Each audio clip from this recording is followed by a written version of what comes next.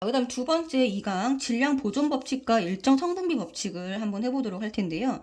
자, 질량 보존 법칙이라고 하는 건 뭐냐면, 자, 모든 반응에서 무조건 성립하는 건데, 화학 반응이 일어날 때, 자, 우리 화살표 왼쪽을 반응물이라고 했잖아요. 반응물의 총질량과 네, 생성물의 총질량이 같다라는 겁니다. 자, 이건 너무너무 당연한 건데요. 자, 예를 들어서 수소랑 산소가 있습니다. 얘가 반응을 해서 이렇게 반응물이 만들어집니다. 개수는 1대 2대 2대 1대 2죠. 자, 그런데 얘가 자 10g 반응을 하고요. 얘가 80g 반응을 하면 얘는 얼마가 만들어져야 될까요? 네, 90g 만들어진다라는 거예요. 자, 10g 모두 반응을 했고 80g 모두 반응을 해서 90g이 만들어질 때는 자, 얘네들이 더해서 뭐가 된다? 네, 이게 돼야 된다는 겁니다. 자, 앞에 반응물의 모든 질량의 합이 생성물의 총 질량의 합과 같아야 된다는 걸 의미합니다. 그쵸? 자, 그래서 여기서는 왜 그러냐면, 원소, 구성하고 있는 원소가 질량을 가지고 있잖아요. 얘네들의 개수, 종류 개수가 변하지 않으니까 당연한 얘기입니다. 자, 그래서 이와 같은 화학 변화에서도 마찬가지로 성립이 되고요. 그 다음에 그냥 예를 들어서 소금과 물을 녹이는 물리 변화가 있다라고 해보겠습니다. 자, 그러면 소금과 물이 녹아서 소금물이 되는 건 이건 물리 변화잖아요. 그쵸? 자, 물리 변화인데 예를 들어 소금 10g을 물 100g에 녹였어요. 그럼 소금물이 얼마가 돼야 돼요? 110g이 돼야 되죠? 이거 두 개 더한 게 네, 소금물이 돼야 됩니다. 자, 그러니까 물리 변화와 화학 변화에서 모두 성립하는 게 맞죠? 그죠? 자, 그런데 문제는 우리가 이제 질량 보존 법칙은 아까 얘기했죠. 무조건 성립합니다. 무조건. 자, 이 법칙 자체는 무조건 성립을 하는데요. 우리가 이제 실험적으로 열려있는 그릇과 닫혀있는 그릇으로 실험을 해보면, 이 화학 반응에 따라서 조금씩 다르다는 거예요. 자, 앙금 반응 같은 경우는 이제 반응 결과 모든 앙금이 그 그릇 안에 가라앉습니다. 그러니까 바깥으로 나갈 일이 없죠. 그쵸? 그러니까 열려있는 용기나 닫혀있는 용기나 실험을 해보면 같게 측정이 되고, 자, 모두 질량이 같게 측정이 됩니다. 질량 변화가 없는 것으로 네, 측정이 된다라는 거예요. 자, 그러면은 이제 대표적인 앙금을 보시면, 여기서 탄산칼슘, 여기 요거 안 만드니까 요렇게 만나죠? 네, 탄산칼슘. 가라앉고, 여기는 네, 요렇게, 이거 안 만드니까 염화은. 그 다음, 자, 나트륨 안 만드니까 황산 바륨이 되겠죠. 그리고 칼륨 안 만드니까 아이오딘화 납이 될 겁니다. 자, 이거 기본적으로 요 정도의 앙금은 2학년 때 배운 거잖아요. 이거 꼭 기억을 해주셔야 돼요. 자, 요런 앙금들 전부 다 열려있던 닫혀있던 상관이 없이 모두 질량 변화가 없다. 라는 겁니다. 자, 그런데 기체가 발생되는 반응에서는요. 네, 열려있는 닫힌 용기에서는 당연히 질량 변화가 없고 일정하고요. 질량이 일정하고요. 열린 용기에서는 감소하는 것으로 측정된다. 이거는 실제로 감소하는 게 아니고 기체가 날아가기 때문에 이 날아간 것을 빼면 감소하는 것으로 네, 측정된다라는 겁니다. 자, 그렇다고 해서 얘가 성립되지 않는 건 아니고요. 무조건 성립한다 그랬죠. 질량 보존 법칙은 무조건이다. 그런데 어디서만 감소하는 것으로 열린 용기에서만 네, 감소하는 것으로 측정이 된다라는 거예요. 지금 탄산칼슘 보겠습니다. 탄산칼슘이랑 묽은염산이랑 만나게 되면 여기 탄산에서 네, CO2가 빠져나옵니다. 얘가 기체로 날아가는 거고요. 그 다음에 탄산수나 나트륨도 마찬가지로 여기 탄산이 있으면 CO2가 빠져나온다. 자, 그 다음에 묽은 염산에 H가 있으니까 H2가 빠져나오고요. 여기도 묽은 염산에 H2가 빠져나옵니다. 자, 과산화수는 H2O2거든요. 자, 물과 네, 산소로 분리가 됩니다. 여기 산소가 빠져나온다. 자, 이런 것들도 여러 가지 기체 반응도 알아두셔야 됩니다. 자, 그러면 네 번째 연소 반응 마찬가지 연소 반응에서는요 두 가지로 나뉩니다. 일단 이 질량 보존 법칙은 무조건 성립을 하는데요. 자, 강철솜 같은 경우는 이 산소가 철에 달라붙는 성질이 있습니다. 자, 닫힌 용기에서는 당연히 보존되는 것으로 측정이 되고요. 열린 용기에서는 산소 자체가 금속에 달라붙기 때문에 오히려 증가하는 것으로 보입니다. 자, 그 다음에 나무의 연소는 여기서 이제 수증기와 이산화탄소가 기체로 발생되거든요. 자, 닫힌 용기는 당연히 일정하고요. 열린 용기에서는 기체 발생과 마찬가지로 네, 이 기체가 날아가기 때문에 감소되는 것으로 보인다. 자, 이렇게 정리를 해주시면 됩니다. 자, 그 다음에 일정 성분비 법칙을 알아볼 텐데요. 이거는 다른 말로 하면 자, 성분비를 뭐로 바꿀 수 있냐면 질량비로 바꿀 수가 있습니다. 자, 얘네들이 반응을 할 때, 자, 화합물을 구성하는 성분 원소 사이에 일정한 뭐가 성립한다? 네, 질량비가 성립한다. 네, 일정한 질량비 법칙이 일정 성분비 법칙과 같은 말입니다. 자, 성립하는 까닭은 성분 물질 사이에서 자, 결합하는 개수비가 일정하기 때문에 요 개수비당 뭐가 해당이 되나요? 이 입자 하나하나당 원소의 질량이 있기 때문에, 원소 하나하나당 질량이 있기 때문에 요 개수비에다가 그 상대적 질량비를 곱하게 되면 질량비가 나옵니다.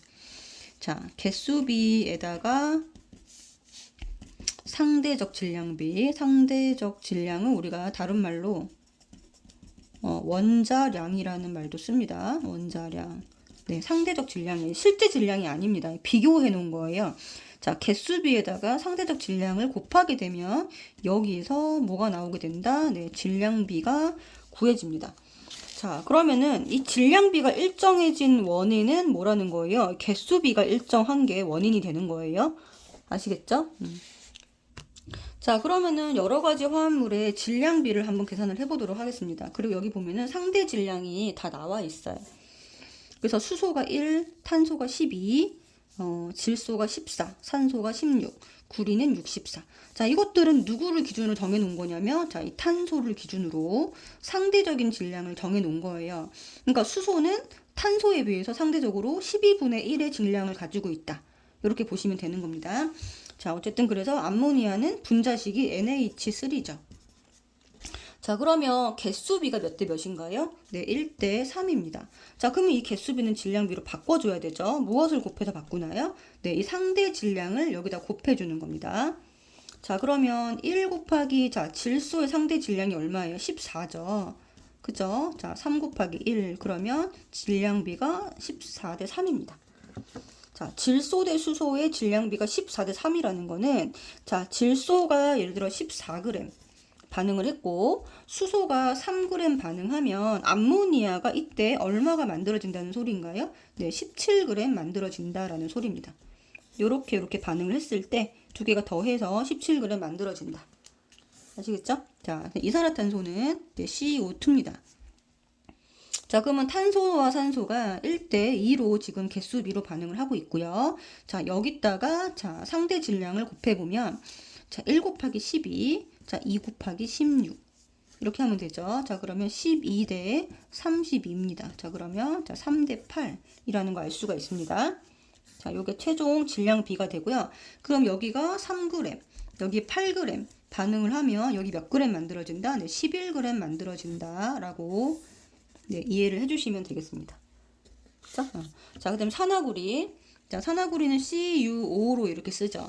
그죠? 얘네가 1대1로 반응을 합니다.